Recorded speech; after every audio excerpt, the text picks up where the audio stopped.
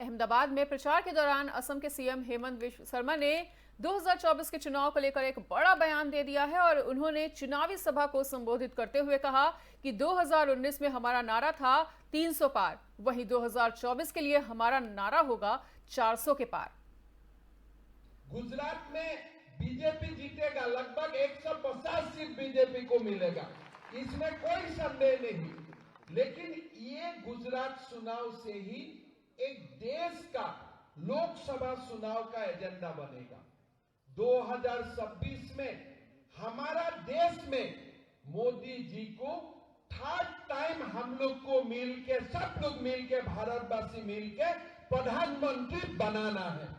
और ऐसे जैसे प्रधानमंत्री नहीं, लास्ट टाइम हमारा स्लोगन था इस बार 300 पार। 2026 में हमारा स्लोगन होगा इस बार 400 पार। ये हमारा नारा होगा। लेकिन ये नारा को बल कहां से मिलेगा? जब गुजरात चुनाव में बीजेपी को एक भव्य विजय मिलेगा। गुजरात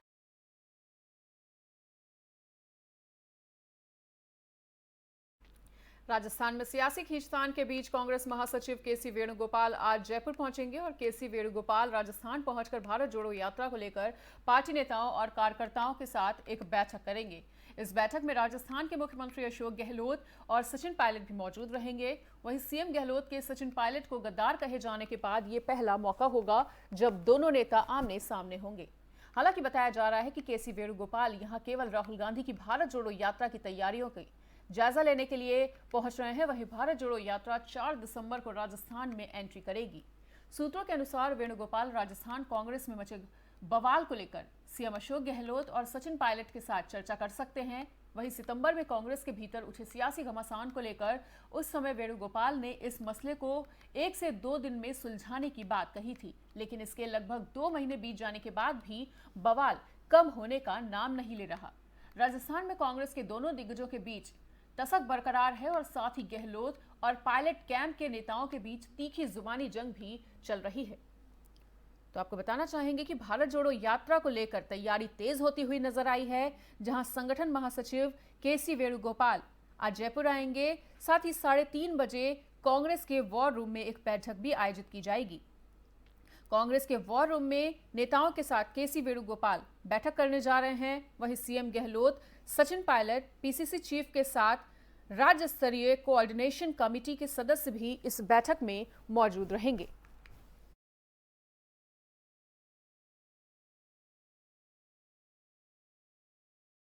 उत्तर प्रदेश में 16 आईपीएस अधिकारियों के तबादले कर दिए गए हैं। वहीं वाराणसी, आगरा, नोएडा, गाजियाबाद और प्रयागराज में नए पुलिस कमिश्नरों की तैनाती की गई है।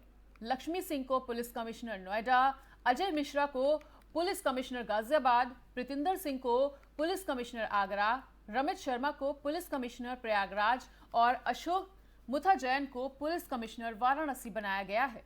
वहीं एसएसपी गाजियाबाद मुनिराज जी को एसएसपी अयोध्या बनाया गया है। वहीं अयोध्या के वर्तमान एसएसपी प्रशांत वर्मा को एसपी बहराइच बनाया गया है। एसपी प्रयागराज शैलेंद्र पांडे को एसएसपी मथुरा बनाया गया, जबकि एसएसपी मथुरा अभिषेक यादव को एसपी इंटेलिजेंस लखनऊ मुख्यालय बनाया गया है। वाराणसी पुलिस कमिश्नर ए सतीश गणेश और नोएडा पुलिस कमिश्नर आलोक सिंह को लखनऊ पुलिस मुख्यालय में तैनाती दी गई है। बहराइच के एसपी केशव चौधरी को अपर पुलिस आयुक्त आगरा के पद पर भेजा गया है। वहीं आगरा के एसएसपी प्रभाकर चौधरी को 11वीं वाहिनी पीएससी सीतापुर में सेना नायक बनाया गया है। बताना चाहेंगे कि बीते दिनों योगी सरकार ने 3 नए कमिश्नरेट को मंजूरी भी दे दी थी और ये नए कमिश्नरेट प्रयागराज, आगरा और गाजियाबाद थे। इस प्रकार प्रदेश में अब 7 कमिश्नरेट हो गए हैं और लखनऊ, वाराणसी, गौतम बुद्ध नगर यानी नोएडा और कानपुर में पहले से कमिश्नरेट सिस्टम लागू है। अब प्रयागराज, आगरा और गाजियाबाद में भी कमिश्नरेट सिस्टम को लागू कर दिया गया है। तो सूबे में 16 आईपीएस अधिकारियों के ट्रांसफर किए गए हैं। तबादला एक्सप्रेस चलती हुई नजर आई है और आपको बता दें कि लक्ष्मी सिंह नोएडा की नई पुलिस कमिश्नर बन चुकी हैं। तो यूपी के पुलिस महकमे में एक बड़ा फेरबदल देखने को मिला है और योगी सरकार ने जिस तरह से यह फैसला लिया है, ऐसे में कहा जा सकता है कि अपराध और अपराधियों पर भी एक बड़ा शिकंजा कसने वाला है। तो इस नए बड़े फेरबदल के साथ ही यहाँ की जनता को काफी ज्यादा उम्मीदें भी हैं कि कहीं ना कहीं अपराध कम होता हुआ नजर आएगा और अब सूबे में 16 आईपीएस अधिकारियों के ट्रांसफर के बाद एक बड़ा फेरबदल यूपी के तमाम क्षेत्रों में देखने को मिल सकता है।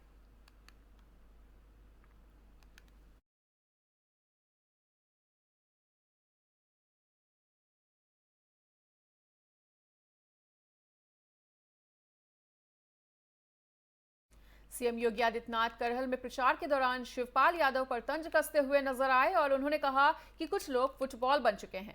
चाचा शिवपाल की हालत पेंडुलम जैसी हो गई है। और भी उन्होंने आगे क्या कुछ कहा है वो भी सुनिए। चाचा शिवपाल का उनकी स्थिति तो पेंडुलम जैसी हो गई है।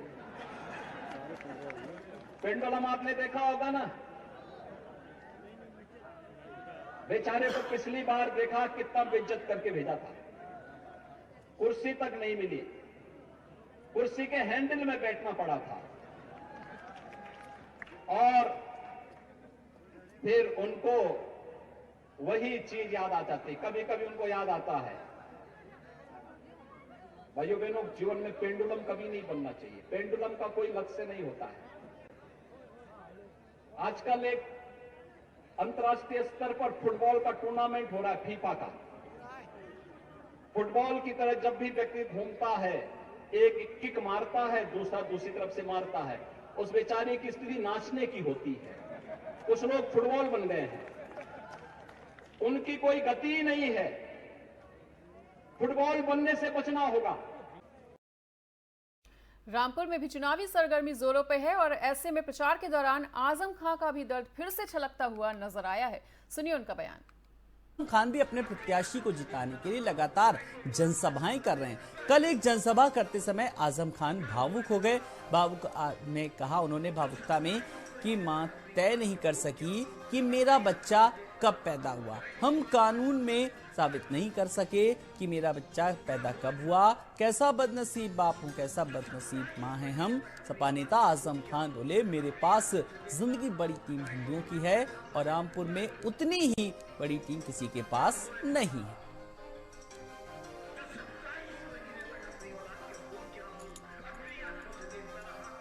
खान भी अपने प्रत्याशी को जिताने के लिए लगातार जनसभाएं कर रहे हैं। कल एक जनसभा करते समय आजम खान भावुक हो गए। भावुक में कहा उन्होंने भावुकता में कि मां तय नहीं कर सकी कि मेरा बच्चा कब पैदा हुआ, हम कानून में साबित नहीं कर सके कि मेरा बच्चा पैदा कब हुआ। कैसा बदनसीब बाप हूँ, कैसा बदनसीब माँ है हम। सपा नेता आजम खान बोले, मेरे पास जिंदगी बड़ी टीम हिंदुओं की है और रामपुर में उतनी ही बड़ी टीम किसी के पास नहीं है।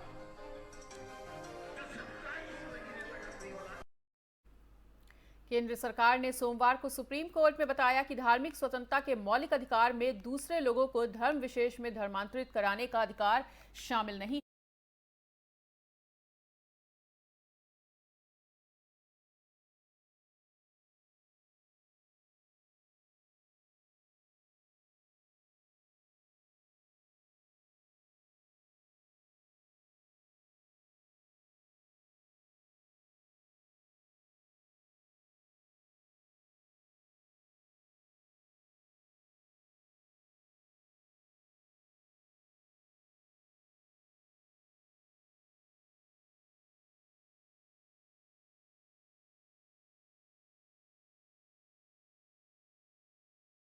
राष्ट्रपति शी जिनपिंग के खिलाफ चीन में प्रदर्शनों का दौर तेज हो चुका है और एक साल के अंदर ही 22 ऐसे मौके सामने आए हैं जब लोगों ने सड़क पर उतरकर सरकार के खिलाफ आवाज को बुलंद किया है। सबसे ज्यादा गुस्सा कोरोना नीति को लेकर रहा है, जहां पर जीरो कोविड पॉलिसी को बकवास बताया गया।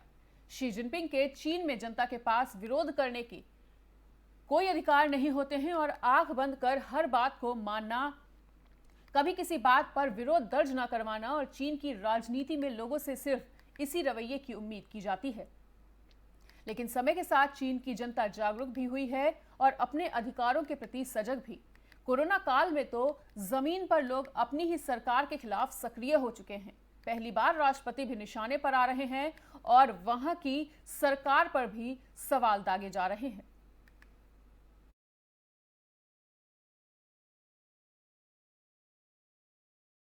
कांग्रेस सांसद राहुल गांधी ने इंदौर में प्रेस कॉन्फ्रेंस की है और इस दौरान राहुल ने कहा कि भारत जोड़ो यात्रा मेरी एक तपस्या है।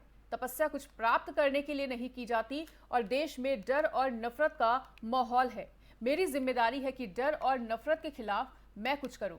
साथ ही उन्होंने बीजेपी की ये भी कहा कि बीजेपी की प्रॉब्लम है कि उसने हजारों करोड़ मेरी इमेज खराब करने की कोशिश की है। कन्याकुमारी से मध्य प्रदेश तक जनता का प्यार, भरोसा, जनता की शक्ति इस यात्रा को मिली है। जब यात्रा शुरू हुई थी तो मीडिया ने कहा था केरला में तो यात्रा सक्सेसफुल रहेगी, मगर कर्नाटक में प्रॉब्लम आएगी।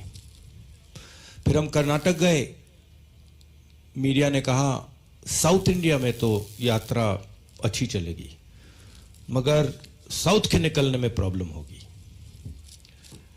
फिर तेलंगाना, आंध्रा में वही हुआ, वही जो कर्नाटक में हुआ। फिर हम महाराष्ट्र में आए तो फिर मीडिया ने कहा हिंदी बेल्ट में प्रॉब्लम होगी। महाराष्ट्र में हाँ यात्रा बहुत बड़ी हुई, बहुत बढ़िया हुई। अब मध्य प्रदेश में आए, अब मीडिया कह रही है मध्य प्रदेश में बहुत अच्छा रिस्पांस मिला, मगर राजस्थान में प्रॉब्लम होगी। तो देखते जाइए, क्योंकि ये जो यात्रा है ये कांग्रेस पार्टी से अब आगे निकल गई है। ये यात्रा हिंदुस्तान की जो समस्या है, हिंदुस्तान के दिल में, हिंदुस्तान की आत्मा में जो आवाज है, अब ये यात्रा उसको उठा रही है। तो मेरा कहना है कि ये देश डायनामिक देश है, इसको आप किसी रिजिड स्ट्रक्चर के साथ नहीं चला सकते। और बीजेपी इस देश की आवाज नहीं सुन रही, आरएसएस, बीजेपी इस देश की आवाज नहीं सुन रही है और वो रिजिड तरीके से देश को चला रहे हैं। उनके जो आइडिया है, उनकी जो सोच है, उससे वो चला रहे हैं। देश हिंदुस्तान की सोच से चलना चाहिए, सरकार की सोच से नहीं चलना चाहिए। इसलिए जैसे मैंने जयराम रमेश जी ने मुझे डायरेक्शन दिया, मुझे एडवाइस दी, मैंने सुना। नहीं, बहुत जरूरी बात है, बहुत जरूरी बात है। और मैं सिर्फ जयराम रमेश जी की बात नहीं कर रहा हूं, जो भी मुझे कुछ कहता है मैं सुनता हूं, कहता हूं ठीक है, इसमें लॉजिक है तो करना चाहिए। कि उन्होंने हजारों करोड़ रुपए मेरी इमेज को खराब करने में लगा दिए और मेरी एक यहां पे उन्होंने इमेज बना दी है। अब लोग सोचते हैं कि ये मेरे लिए नुकसानदायक है, मगर एक्चुअली ये मेरे लिए फायदेमंद है। क्यों? क्योंकि सच्चाई मेरे हाथ में है और सच्चाई को छुपाया नहीं जा सकता है। तो जितना पैसा ये मेरी इमेज को खराब करने में डालेंगे, उतनी शक्ति वो मुझे दे रहे हैं, उतना मैन्यूवरिंग रूम वो मुझे दे रहे हैं। आप देखना, क्योंकि सच्चाई को छुपाया नहीं जा सकता, दबाया नहीं जा सकता है। और जहां तक पर्सनल अटैक्स की बात है, पर्सनल अटैक्स इसलिए आते हैं क्योंकि व्यक्ति राजनीतिक पोजीशन लेता है। अगर आप बड़ी शक्तियों से लड़ोगे तो पर्सनल अटैक आएगा। अगर आप किसी शक्ति से लड़ नहीं रहे हो, अगर आप ऐसी फ्लोट कर रहे हो, तो पर्सनल अटैक नहीं आएगा। तो मैं जानता हूं जब मेरे पर पर्सनल अटैक आता है तो मैं सही काम कर रहा हूं, मैं सही डायरेक्शन पे चल रहा हूं। तो एक तरीके से ये जो पर्सनल अटैक होती है, ये जो पैसा बीजेपी मेरी इमेज को खराब करने में डालती है, ये एक प्रकार से मेरा गुरु है। ये मुझे सिखाता है कि भैया इधर जाना है, इधर नहीं जाना, उधर जाना है। तो अभी आपने सुना कि किस तरह से राहुल गांधी बीजेपी पर बरसते हुए नजर आए और उन्होंने कहा कि बीजेपी की यही प्रॉब्लम है कि उसने हजारों करोड़ों रुपए मेरी इमेज को खराब करने में लगा दिए हैं। फिलहाल इसी के साथ इस वक्त के बुलेटिन में इतना ही, पर खबरों का सिलसिला लगातार जारी है, इसलिए देखते रहिए FM न्यूज़।